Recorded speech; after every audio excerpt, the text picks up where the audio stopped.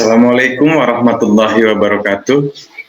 Alhamdulillah, nahmaduhu wa nasta'inuhu wa nastaghfiruh wa na'udzu billahi min syururi anfusina wa min sayyiati a'malina may yahdihillahu fala mudhillalah wa may yudhlil fala hadiyalah. Amma ba'du. Rekan-rekan mahasiswa yang berbahagia, di sesi 12 metodologi penelitian ini kita akan membahas tentang penulisan jurnal internasional. Ini merupakan bagian-bagian penting yang perlu kita sampaikan karena output daripada kita dalam kuliah kita harus mempunyai publikasi.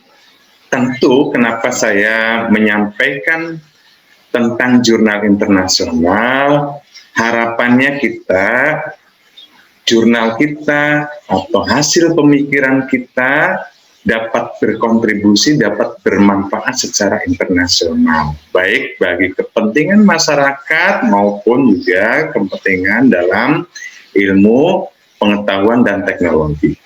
Oke, apa saja hal-hal penting yang perlu ditulis ketika kita menulis jurnal, dan bagaimana trik-trik dalam kita menulis jurnal, ya. Oke, kita akan bahas secara satu persatu ya, kita akan kupas tuntas bagaimana cara kita menulis jurnal agar jurnal kita lolos review gitu ya.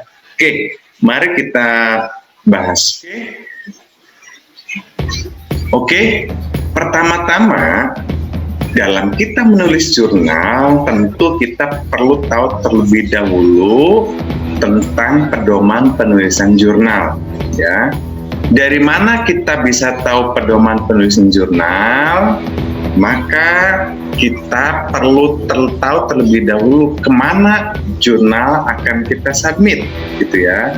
Di dalam penerbit-penerbit jurnal akan memberikan pedoman penulisan jurnal, yaitu ada pada menu Guide for Author. Kemudian dari sini, dari Guide for Author kita akan menemukan jenis-jenis huruf, cara-cara penulisan, jenis-jenis huruf, ukuran kertas, dan lain sebagainya ada pada menu Guide for Author, biasanya pada jurnal internasional. Kemudian selanjutnya dilengkapi ada paper template. Setiap publisher akan menerbitkan template. Nah, kita tinggal mengikuti template dari jurnal-jurnal yang akan kita submit. Oke? Dari dua hal inilah kita akan mendapatkan pengetahuan bagaimana penulisan, sistematika penulisan dalam penulisan jurnal. Kemudian apabila dari dua hal ini kita masih belum mengerti bagaimana sistematika penulisannya dan lain sebagainya, maka selanjutnya kita ke poin yang ketiga. Kita perlu mendownload terlebih dahulu jurnal atau artikel yang telah dipublis.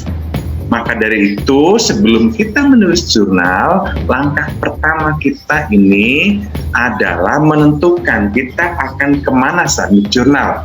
Ini hal pertama yang sangat penting.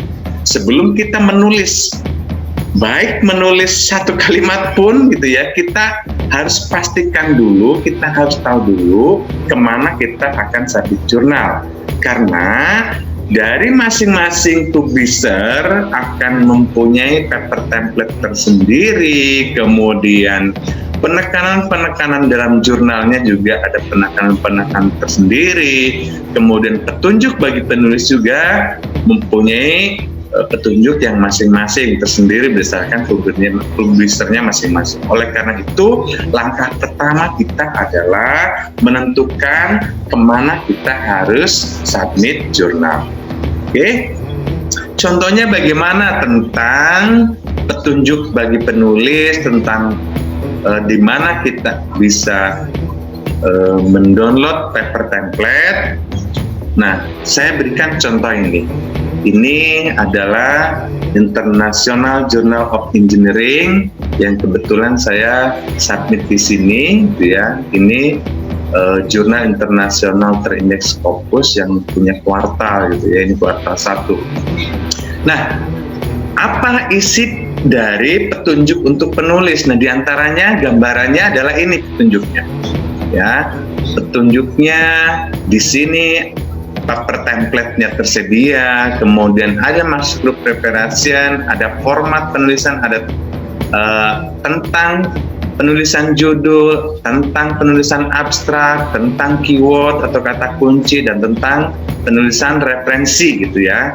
Nah, semua penerbit jurnal akan membuat petunjuk bagi penulis. Maka seperti saya katakan di awal, kita perlu menentukan terlebih dahulu kita akan kemana submit jurnal. Kemudian saya berikan contoh yang lain. Nah, contoh yang lain ini juga masih internasional jurnal ya. Ini adalah IJT, International Journal Innovation Technology and Exploring Engineering. Ini juga sama. Terdapat petunjuk-petunjuk bagi penulis yang kemudian dilengkapi template jurnalnya. Jurnal template kita bisa klik ini, atau ini kita bisa klik, kemudian kita download template-nya seperti apa. Jika kita masih kurang paham menulis menggunakan template, selanjutnya sebagai wawasan pemahaman kita bisa mendownload jurnal yang telah publis, seperti apa penulisannya dan isinya seperti apa saja, dan kita bisa mengacu ke sana. Oke? Yang kemudian apa isi jurnal itu gitu ya. Nah, ini merupakan topik yang penting dalam pembahasan kita. Oke, secara umum isi dari jurnal internasional sebetulnya bukan hanya jurnal internasional, baik itu proceeding, jurnal nasional, secara umum isi dari jurnal, isi dari artikel terdiri dari hal-hal ini. Jelas, pertama harus ada judul, kemudian nama penulis dan instansi penulis, kemudian harus ada abstrak dan kata kunci, kemudian struktur penulisannya harus ada introduction, related work, metodologi, research and discussion, conclusion, dan references. Nah, ini secara umum, baik jurnal internasional ataupun proceeding nasional maupun internasional ataupun jurnal internasional, secara umum isi dari jurnal adalah hal-hal ini. Ya, yang membedakan dari masing-masing publisher itu adalah jenis huruf, kemudian format penulisan, kemudian ukuran kertas, kemudian jumlah halaman dari isi jurnal itu sendiri gitu ya. Pada umumnya untuk proceeding atau konferen itu maksimal 6 halaman gitu ya. Kemudian biasanya untuk jurnal itu pada umumnya rata-rata maksimal 15 halaman gitu ya. Ada yang mensyaratkan cukup 6 halaman, dan ada juga yang memperbolehkan lebih dari halaman, yang menentukan maksimal halamannya misalkan 15 halaman. Oke. Apa selanjutnya? Kita perlu mengetahui apa yang harus kita tulis dalam judul, kriteria judul yang benar itu seperti apa ya. Kemudian kalau nama penulis dan instansi penulis ini saya rasa tidak perlu dibahas, semua sudah paham tentang ini. Yang akan kita bahas selanjutnya di sini adalah tentang judul, abstrak, introduction, related work, metodologi, research and discussion, conclusion, serta references. Oke, pertama-tama kita bahas tentang judul. Oke, sebetulnya kita telah bahas juga sebelumnya mengenai judul, baik judul skripsi, judul proceeding, maupun judul jurnal, baik jurnal nasional maupun jurnal internasional. Maka ini di dalam judul perlu menyampaikan secara singkat isi artikel yang meliputi masalah, metode, dan solusi. Jadi di dalam judul yang baik itu harus terdiri dari 3 variabel. Atau judul itu biasa sering disingkat dengan PMR, meliputi 3 variabel, yakni PMR itu adalah problem, method, dan result. Nah, itu di pembahasan video-video sebelumnya kita sudah bahas tuntas tentang ini, ya. Oke, ini tentang judul. Kemudian selanjutnya tentang abstrak. Abstrak juga sudah kita bahas di video-video sebelumnya. Di sini saya akan menegaskan kembali dan memberikan trik-trik serta contoh-contoh bagaimana cara menuliskan abstrak. Abstrak harus menyampaikan PSMRCE atau problem solving, method, research, contribution, dan evaluation. Ya, contohnya problem solving itu bagaimana dalam menulis abstrak. Oke, contohnya biasanya diawali dengan kalimat dengan kata penelitian ini membahas tentang apa dengan masalah spesifik apa agar menghasilkan apa. Nah, ini bisa dibuat dalam satu paragraf atau dalam satu kalimat dalam abstrak, karena abstrak itu mempunyai jumlah kata yang terbatas, minimal 50 kata, biasanya maksimal 250 kata. Namun ada juga yang memperbolehkan 450 kata gitu ya. Tetapi pada umumnya abstrak itu tidak boleh lebih dari 250 kata, itu yang umum gitu ya. Sehingga problem solving di sini kita sampaikan dalam satu kalimat. Penelitian ini membahas tentang apa lingkupnya, kemudian masalah spesifiknya apa, kemudian untuk menghasilkan apa. Nah, itulah yang perlu disampaikan dalam problem solving. Kemudian di dalam metode, penulisan abstrak dalam metode itu, kita perlu menyampaikan, misalkan kita melanjutkan setelah problem solving, titik, gitu ya. Setelah itu, maka lanjutkan. Penelitian ini menggunakan metode apa, metodenya, kemudian data yang digunakannya apa, dan berapa jumlahnya, yang kemudian dianalisis menggunakan metode apa. Nah, itu berarti variabel metode di dalam abstrak. Kemudian risetnya, penelitian ini menghasilkan apa. Jadi setelah kita lakukan, menyampaikan problem solving, metode, penelitian, kemudian risetnya menghasilkan apa penelitian ini. Ya, tergantung dari skema penelitian kita, lingkup penelitian kita, dan ini menghasilkan apa. Yang kemudian contribution ini biasanya kita awali dengan kalimat hasil penelitian ini dapat dipergunakan untuk apa. Nah, untuk apa kontribusi dari hasil penelitian kita ini kita perlu sampaikan di dalam abstrak gitu ya. Ini tentu perlu menggunakan kata dan kalimat-kalimat yang padat, kalimat-kalimat yang tepat agar di dalam penulisan abstrak itu tidak terlalu panjang. Ya, karena ada batasan jumlah kata. Yang kemudian evaluation itu berarti di sana kita menyampaikan misalkan bahwa hasil penelitian ini memiliki keakuratan jika akurat gitu ya, atau memiliki error berapa persen bisa dinyatakan dan dalam bentuk persen atau apa gitu ya, atau bisa menyampaikan kelemahan atau juga bisa menyampaikan kelebihan. Itulah yang dimaksud dengan evaluation. Nah, di dalam evaluation inilah pada jurnal yang selanjutnya ini merupakan celah untuk dilakukan penelitian berikutnya. Maka abstrak yang bagus harus memenuhi variabel-variabel ini. Harus ada problem solving, method, research, contribution, juga evaluation. Di evaluation ini akan menyampaikan atau akan memberikan celah untuk penelitian berikutnya. Entah penelitian berikutnya akan kita lakukan sendiri yang telah kita membuat roadmap penelitian, atau ini memberikan celah terhadap peneliti lain untuk melanjutkan penelitian kita. Ya, nah inilah hal-hal penting yang harus disampaikan, yang harus dituliskan di dalam abstrak, baik ini jurnal internasional maupun jurnal nasional ataupun proceeding ya, baik proceeding nasional maupun internasional. Oke, setelah abstrak itu apa? Setelah abstrak adalah introduction. Apa yang perlu disampaikan dalam introduction? Oke. Yang perlu disampaikan dalam introduction atau pendahuluan itu adalah lingkup penelitian dan masalah umum dalam lingkup yang dimaksud, lingkupnya apa, ya, kemudian masalah umum di dalam lingkup itu apa, kemudian yang kedua menyampaikan masalah spesifik yang berada di dalam lingkup yang dimaksud.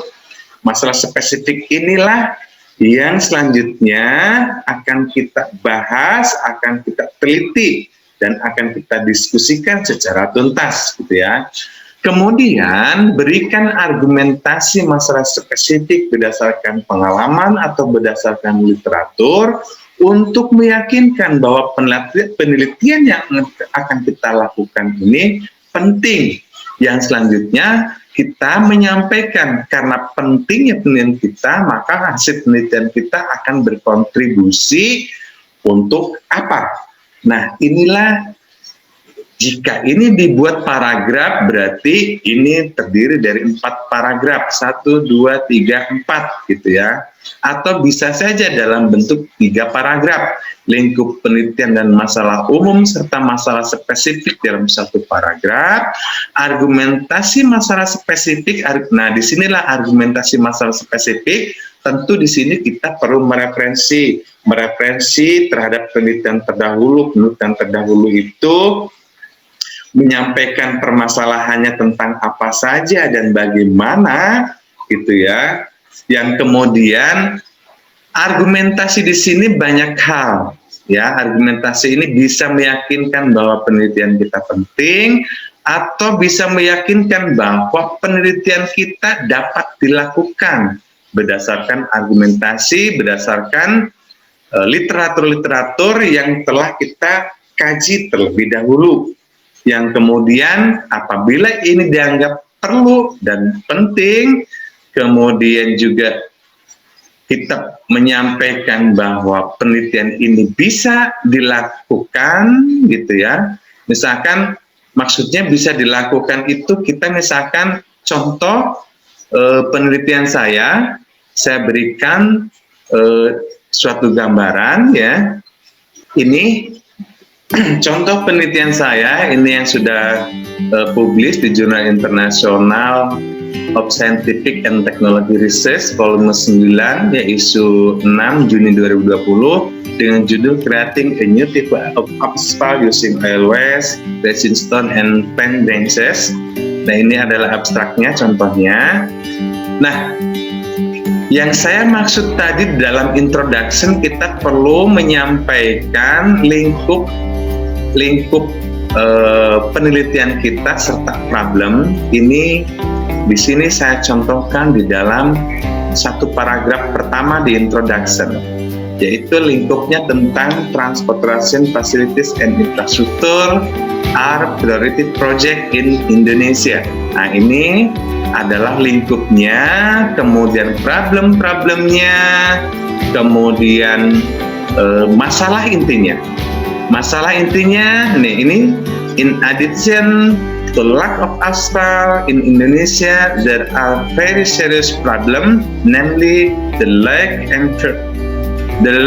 number of B3 waste, ya, dengan banyaknya limbah yang berbahaya atau limbah B3, gitu ya. Nah, ini adalah problem inti atau masalah spesifik yang akan kita bahas. Nah, ini paragraf pertama di dalam introduction saya contohkan, ya. Saya contohkan tadi yang dimaksud dengan lingkup penelitian kita dan masalah-masalah secara umum dalam lingkup penelitian kita. Ini adalah lingkup penelitian sampai titik ini, sampai sini adalah lingkup penelitian, gitu ya. Ini adalah ruang lingkup, kemudian kalimat selanjutnya sampai dengan sini, ini merupakan masalah-masalah secara umum, dan kemudian kalimat ini adalah merupakan masalah yang spesifik. Nah, maka paragraf selanjutnya, based on this problem, berdasarkan permasalahan yang disampaikan di atas, maka penelitian ini menjadi sangat penting. Kemudian kita melakukan argumentasi tentang permasalahan. Nah, argumentasi contohnya ini, argumentasinya, ya, bahwa penelitian terdahulu yang berkaitan dengan aspal itu telah banyak, misalkan dengan mencampur rap atau reclaimed asphalt pavement. Jadi untuk merekayasa aspal itu dengan mendaur ulang aspal, ada yang menambahkan plastik, kemudian ada yang menambahkan mineral powder, dolomit, kemudian ada yang menambahkan rubber, ada juga yang menggunakan aspal buton dan lain-lain sebagainya gitu ya, dan lain sebagainya. Tetapi kita perlu menyampaikan bahwa penemuan-penemuan sebelumnya tidak menyelesaikan masalah yang kita ungkap. Masalah yang kita ungkap itu contohnya apa? Masalah yang kita ungkap itu adalah ini tadi, masalah spesifik kita. Asphalt net are increasing so that the price become expensive in addition to lack to aspal, kekurangan aspal, bahwa di kita masih tetap kekurangan aspal, kemudian juga terdapat limbah berbahaya yang banyak dari dari pengeboran sumur geotermal. Nah, di sini kita akan memanfaatkan di sini bukan limbah geotermal yang dimaksud di sini, limbah B3 dari limbah oli ya, oli kendaraan, oli industri dan lain sebagainya ya. Ini adanya kekurangan aspal dan adanya banyak limbah oli. Penelitian-penelitian terdahulu belum menjawab problem-problem itu, maka dari itu kita sampaikan di sini bahwa penelitian terdahulu belum menjawab permasalahan yang kita ungkapkan. Dan selanjutnya kita sampaikan pentingnya kita melakukan penelitian. Untuk apa kontribusinya? Adalah untuk ini kontribusinya. Nah, itu adalah hal-hal penting yang perlu disampaikan dalam introduction gitu ya. Oke, kita lanjutkan ke materinya. Nah, kemudian ada beberapa penerbit jurnal yang menyarankan ada struktur penulisan dalam paragraf terakhir dalam introduction. Jadi beberapa penerbit jurnal ada yang menyarankan agar menuliskan struktur penulisan artikel dalam paragraf terakhir. Misalkan yang dimaksud dengan struktur penulisan itu kalau dalam skripsi berarti sistematika penulisan.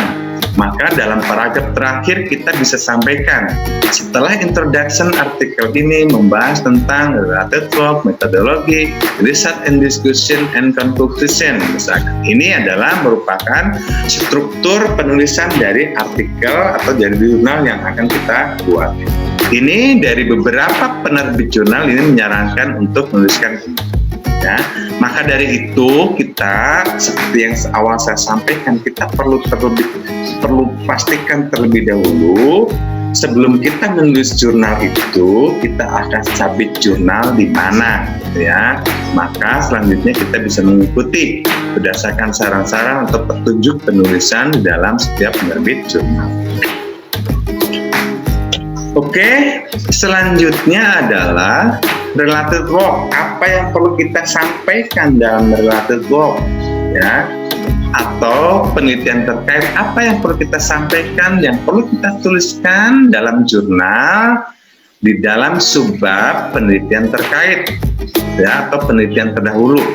Nah, kita perlu menyampaikan hasil beberapa, bisa minimal 5-10 gitu ya, antara 5-10 studi literatur, baik itu jurnal atau proceeding atau buku atau yang lainnya yang relevan dengan penelitian kita. Misalkan yang dimaksud yang relevan itu misalkan terdapat kesamaan atau kemiripan lingkup penelitian, terdapat kemiripan masalah, metode serta hasil, maka perlu menyampaikan hasil literatur tentang. Nah, jadi di dalam related work itu secara garis besar yang harus dituliskan adalah penelitian terdahulu mengenai masalahnya apa, metodenya apa, dan solusinya apa. Yang kemudian di paragraf terakhir kita perlu menyampaikan kesamaan atau kemiripan penelitian kita atau perbedaan penelitian kita dengan penelitian terkait atau penelitian terdahulu. Nyatakan di paragraf terakhir di subbab related work ini kesamaan kesamaan dan perbedaan penelitian kita dengan penelitian sebelumnya. Nah, inilah hal penting yang perlu disampaikan dalam jurnal dalam subbab related work gitu ya. Biasanya di sini di bab 3 related work di dalam jurnal. Oke, ini adalah related work. Selanjutnya tentang metodologi. Apa yang perlu kita sampaikan dalam metodologi? Yang perlu disampaikan adalah tahapan penelitian kita yang meliputi apa? Terdiri dari lokasi penelitian kita, kebutuhan data yang dalam penelitian kita dan cara memperoleh datanya seperti apa, kemudian proses data, kita memproses datanya menggunakan apa dan bagaimana, dan cara analisis datanya juga bagaimana. Yang kemudian di dalam metodologi selanjutnya kita perlu melengkapi dengan flowchart atau gambar flowchart. Nah, ini umum ya, umum baik proceeding atau conference atau jurnal nasional maupun jurnal internasional ataupun skripsi, ini dalam metodologi secara umum ini menyarankan bahwa tahapan penelitian itu dibuat ringkas dalam gambar flowchart gitu ya.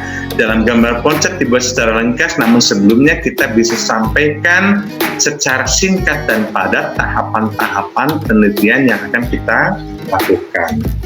Oke, nah ini adalah contoh flowchart penelitian. Ini contoh flowchart penelitian saya ya. Ini flowchart penelitian dengan judul artikel. Saya buka dulu judul artikelnya untuk memberikan contoh gambaran supaya jelas ya. Nah, ini gambar flowchart tadi adalah dalam artikel jurnal saya di International Journal of Innovative Technology and Exploring Engineering atau IJT dengan judul Contraction Time Determination Model Automatically Detected Resource Net Using Program. Ini penulisnya. Nah, tadi contoh gambar flowchartnya yang ingin saya berikan contoh gambarannya. Di sini saya berikan contoh 2 gambar karena di sini ada proses untuk menghasilkan suatu model, tahapannya dibuatkan dalam gambar flowchartnya seperti gambar ini ya. Kemudian yang kedua, untuk menghasilkan program dibuatkan flowchartnya seperti ini. Jadi di dalam penelitian kita, di dalam penulisan jurnal kita, ada kalanya kita cukup membuat 1 gambar flowchart, ada kalanya kita perlu membuat 2 gambar flowchart, dan mungkin saja kita perlu ada 3 gambar untuk membuat flowchart tergantung skema penelitian kita. Nah, itu sebagai gambaran di dalam metodologi penelitian. Selanjutnya, di dalam jurnal, baik jurnal nasional, jurnal internasional, ataupun proceeding, yang tidak kalah penting adalah kita dalam isi jurnal harus ada subbab research and discussion atau hasil dan pembahasan. Apa saja yang harus kita tuliskan dalam hasil dan pembahasan? Oke, saya berikan pemahaman, gambaran agar kita bisa menuliskan apa saja yang harus kita sampaikan dalam penulisan research and discussion. Nah, di dalam research and discussion kita perlu menyampaikan diskusi detail yang disampaikan secara singkat dalam tahapan penelitian metodologi. Atau metodologi, maksudnya kita perlu menyampaikan yang awalnya disampaikan secara singkat di tahapan penelitian di metodologi, kemudian kita sampaikan tahap diskusikan atau tahapan-tahapan tersebut kita sampaikan secara detail di dalam subbab diskusi ya. Jika diperlukan, sampaikan contoh masalah inti penelitian dalam bentuk gambar atau tabel dan interpretasi ya. Nah, ini di dalam research and discussion. Maka di antaranya isi dari research dan research and discussion di antaranya ada 5 poin inti ya. 5 poin inti terdiri dari pertama adalah diskusi dan interpretasi permasalahan. Bisa saja, mungkin saja data permasalahan ini kita perlu sampaikan secara detail, dicontohkan, baik contohnya dalam berupa gambar suatu permasalahan, ataupun jika permasalahan itu perlu dinyatakan dalam sebuah tabel, ya, berupa data-data permasalahannya, maka kita sampaikan juga dalam bentuk tabel, yang kemudian interpretasi maksud dari gambar tersebut menyampaikan permasalahan apa, atau maksud dari tabel tersebut menyampaikan apa. Itu yang dimaksud kita harus menyampaikan interpretasi. Yang kemudian setelah kita poin ke-1 di diskusi ini kita sampaikan, maka yang kedua kita perlu menyampaikan, mendiskusikan dan interpretasi data. Data yang kita gunakan kita perlu sampaikan, contoh datanya seperti apa, cara mendapatkan datanya bagaimana, fungsi data itu untuk apa, yang kemudian akan diproses seperti apa dan akan dianalisis menggunakan apa data tersebut. Nah, itu adalah diskusi dan interpretasi data. Jadi kita bisa tampilkan contoh data di dalam jurnal, penulisan jurnal tentu tidak memungkinkan untuk menyampaikan data secara utuh. Bisa saja datanya data sampling atau merupakan sebuah rekap data sebagai argumentasi untuk didiskusikan yang kemudian mampu untuk kita interpretasikan. Itulah yang perlu disampaikan poin kedua di dalam riset and discussion. Kemudian poin ketiga yang perlu disampaikan dalam riset and discussion adalah diskusi dan interpretasi proses atau juga dan ya ini. Prosesnya memproses data kita perlu diskusikan dan interpretasikan, dan kemudian analisis datanya kita juga perlu diskusikan dan perlu kita interpretasikan. Maksudnya seperti apa? Misal kita menggunakan datanya apa? Kita sampaikan, kita telah menyampaikan sebelumnya bahwa fungsi data tersebut untuk apa dan kemudian akan diproses menggunakan apa.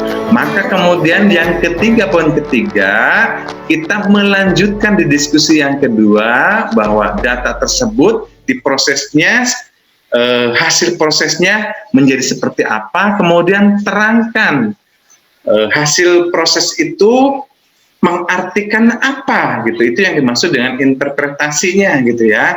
Kemudian setelah diproses kemudian dianalisis, datanya dianalisis, hasil analisisnya seperti apa, kemudian interpretasikan hasil analisisnya.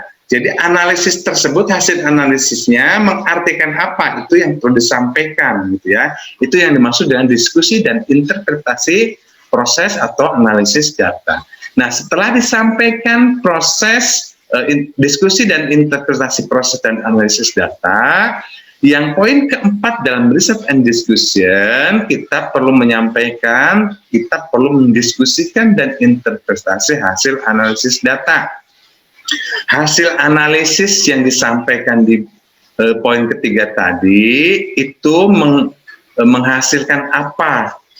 Menghasilkan apa, kemudian dapat tergunakannya sebagai apa, kekurangannya apa, kelebihannya apa, error, jika error ada errornya di mana, jika akurat, keakuratannya berapa gitu, dan lain sebagainya. Ini perlu didiskusikan dan diinterpretasikan, yang perlu dikuatkan dengan sajian-sajian baik berupa tabel ataupun gambar ataupun apapun dari hasil analisis yang kemudian diinterpretasikan. Ini untuk membuktikan bahwa kita telah melakukan analisis dan hasil analisisnya adalah seperti yang kita tampilkan, yang kemudian kita interpretasikan dari hasil analisis tersebut, mengartikan apa dan bagaimana gitu ya. Kemudian yang kelima dari riset and discussion itu, kita perlu merangkum hasil diskusi dari diskusi 1 sampai diskusi 4. Nah, dalam rangkuman inilah yang kemudian selanjutnya kita akan tarik statement yang paragraf kelima atau poin kelima dari riset and discussion yang kita akan tarik ke dalam kesimpulan gitu ya.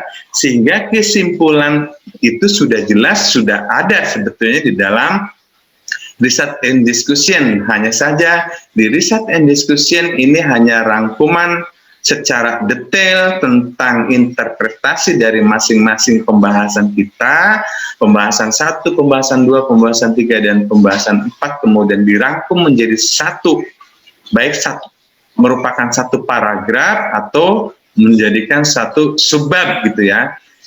Bisa menjadi satu paragraf atau bisa menjadi satu subbab untuk merangkum hasil diskusi yang kemudian kita akan tarik ke dalam kesimpulan.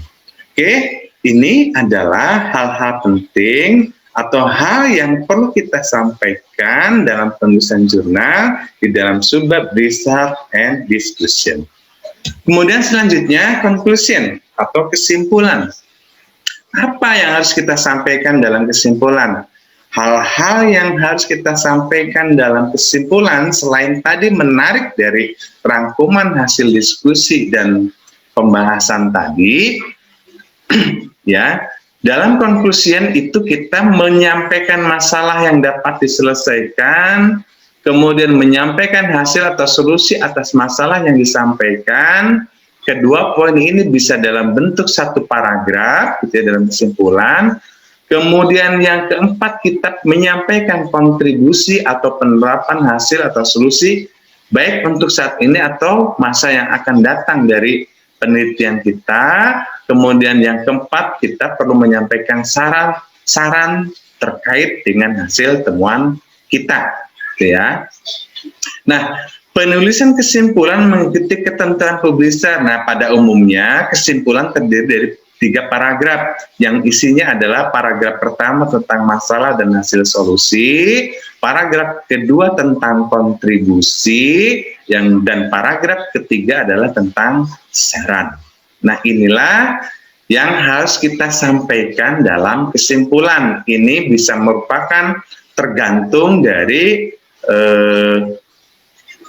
panduan penulisan dari setiap publisher gitu ya. Bisa kesimpulan itu dalam satu kalimat, satu paragraf, atau bisa kita bagi menjadi 3 paragraf.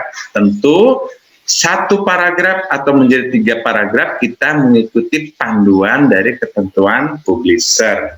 Oke. Yang selanjutnya adalah reference atau referensi. Referensi ini mendata atau melis kutipan dari studi literatur. Pada umumnya, referensi menyampaikan nama penulis, judul artikel, jurnal penerbit, dan tahun terbit. Nah, kemudian jumlah referensi untuk paper conference pada umumnya seminimal-minimalnya 15. Kemudian juga untuk jurnal, makalah jurnal, seminimal-minimalnya referensinya adalah 25. Maka untuk konferen, ya, paper konferen, apabila jumlah referensinya lebih dari 15 tentu akan lebih baik. Dan kemudian untuk jurnal internasional referensinya lebih dari 25 maka akan lebih baik. Yang dimaksud dengan kita perlu menyampaikan nama penulis, judul artikel, penerbit jurnal, dan tahun terbit, dicontohkannya adalah seperti ini. Ini nama penulis, kemudian judul artikelnya, ya, ini nama penulis, judul artikel, volume terbitan, gitu ya. Nah, seperti inilah gambarannya dalam menuliskan references. Nah, apakah menggunakan penomoran atau tidak, atau jenis penomorannya bagaimana? Inilah yang pertama saya sampaikan, kita perlu tahu terlebih dahulu kemana kita akan submit jurnal, maka di sana diberikan ketentuan penulisan daftar referensinya seperti apa. Ada yang mengikuti standar IEEE dan sebagainya. IEEE di sini dengan tanda kurung, gitu ya. Ada yang seperti ini, ada yang tidak menggunakan nomor, gitu ya, tapi menggunakan paragraf-paragraf. Nama pertama biasanya lebih di angka 1 ini, kemudian yang baris berikutnya lebih menjorok, gitu ya. Nah, itu tentu mengikuti ketentuan-ketentuan dari publisher. Saya berikan contoh yang lain tentang penulisan referensi, misalkan ya.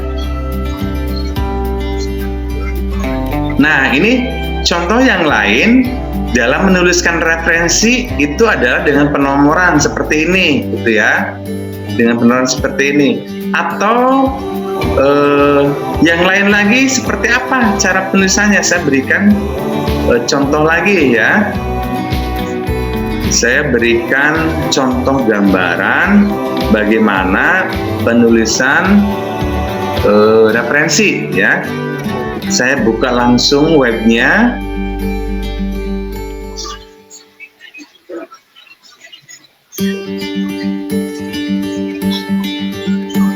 Oke, saya berikan contoh. Ini adalah ARPN Jurnal ya, yang saya juga telah submit di sini.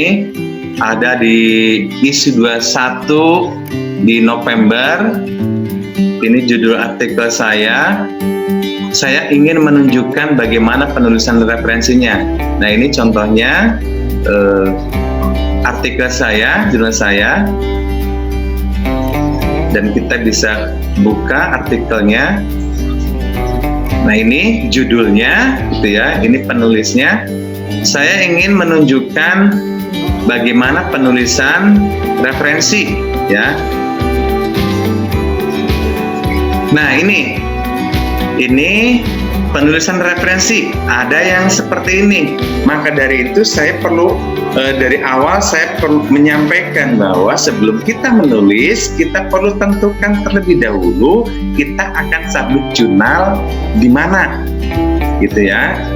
Kemudian saya berikan contoh yang lain bagaimana petunjuk penulisan, misalkan ya.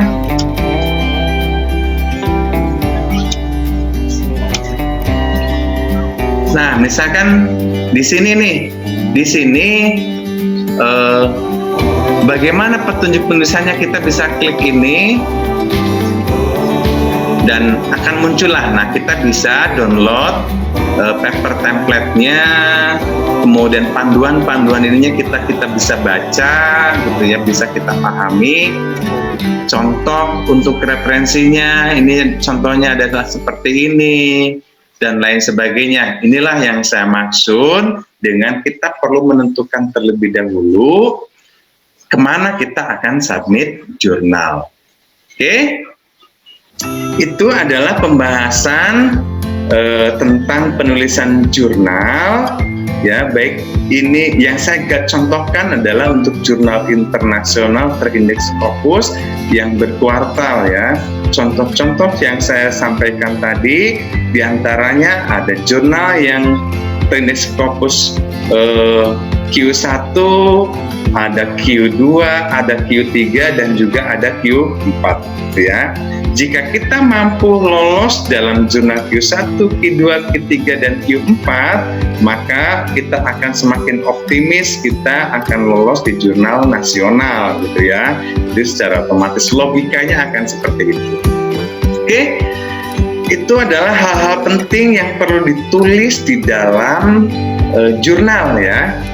Sebetulnya secara umum gambarannya sama, baik itu jurnal internasional, baik Q1, Q2, Q3, Q4, ataupun belum ada Q, gitu ya. Ataupun jurnal internasional belum terindeks Scopus, atau proceeding yang terindeks Scopus atau tidak terindeks oleh Scopus, secara umum adalah seperti apa yang telah kita bahas secara bersama-sama, gitu ya. Pola pikir atau dasar-dasar yang harus dituliskan di dalam isi artikel kita adalah seperti gambaran yang tadi yang telah kita bahas. Baik, itulah yang bisa saya sampaikan dalam kesempatan ini. Semoga ini dapat bermanfaat untuk kita semua. Yang kemudian video selanjutnya saya ingin menyampaikan tentang setelah kita mensubmit jurnal, bagaimana cara kita menanggapi reviewer dalam jurnal yang telah kita submit. Misalkan karena kalau kita submit jurnal itu di antaranya ada beberapa hal. Pertama, jurnal kita mungkin saja ditolak, atau yang kedua mungkin saja diterima dengan revisi yang sangat besar.